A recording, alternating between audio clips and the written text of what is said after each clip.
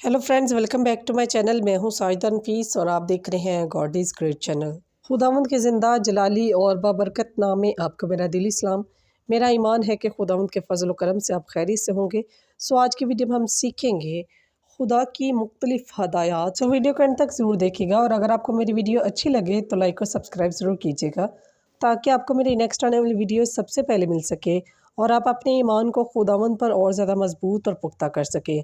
सो चलिए चलकर शुरू करते हैं अपनी वीडियो को और सीखते हैं खुदा की तरफ से मुख्तलिफ हदायत। बाप और बेटे और उलकुदस के नाम में आमीन। मुकद्दस मत्ती की इंजील उसका 6 बाब 19 आयत से लेकर 34 आयत तक।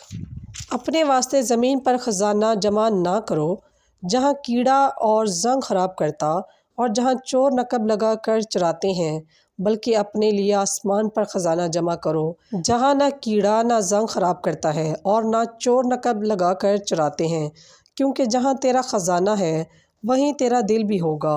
बदन का चिराग आँख है। अगर तेरी आँख दुरुस्त हो तो तेरा सारा बदन रोशन होगा, लेकिन अगर तेरी आँख तारीक हो तो तेरा सारा बदन अंधेरा होगा। इसलिए कि अगर वो रोशनी जो तुझ में है तारीक हो तो कैसी बड़ी तारीकी होगी।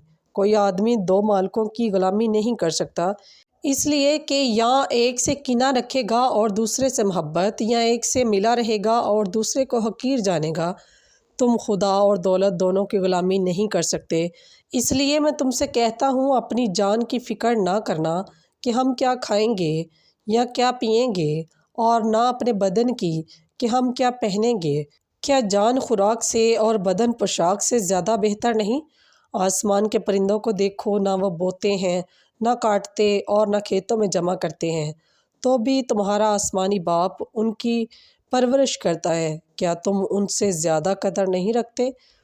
तुम में कौन है जो फ़िक्र करके अपने कद को एक हाथ बढ़ा सकता है? और पोशाक की क्यों कर फ़िक्र करते हो? जंगली सोसन को गौर से देखो कि किस तरह बढ़ती है।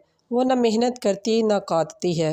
लेकिन मैं तुम्हें कहता हूँ कि सुलेमान भी अपनी सारी शान शौकत में उनमें से एक की मानद आरास्ता ना था। बस जब खुदा मैदान की घास को जो आज है और कल तंदूर में झोंकी जाती है यूं पहनता है, तो ए कम एतकादो क्या तुम्हें बहुत ज़्यादा ना पहनाएगा। इसलिए फ़िक्रमंद ना हो। ये ना कहो कि हम क्या खाएंगे, क्या पिएंगे या क्या पहनेंगे, क्योंकि इन सब चीज़ों की तलाश में गैर कौमें रहती हैं और तुम्हारा आसमानी बाप जानता है कि तुम इन सब चीज़ों के मोहताज हो। बल्कि पहले तुम उसकी बादशाही और रास्ते को ढूंढो, तो ये सब चीज़ें भी तुम्हें दी जाएंगी। बस कल के दिन के लिए फ़िक्र ना करो, क्योंकि कल का दिन अपनी फ़िक्र आप ही कर लेगा।